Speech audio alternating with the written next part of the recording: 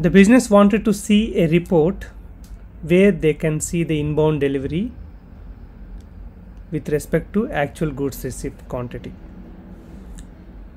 In which report you can see the inbound delivery and goods received quantity and the posting date. Which report you can suggest to the business if the business is asking that I want to get a report where I can see the inbound delivery number, material, received quantity, posting date, who has received. What is the best report you can suggest to the business to check the list of inbound deliveries with received quantity? MB51.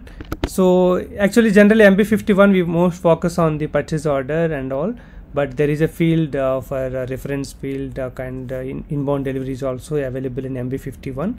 So MB51, the answer is MB51 can be used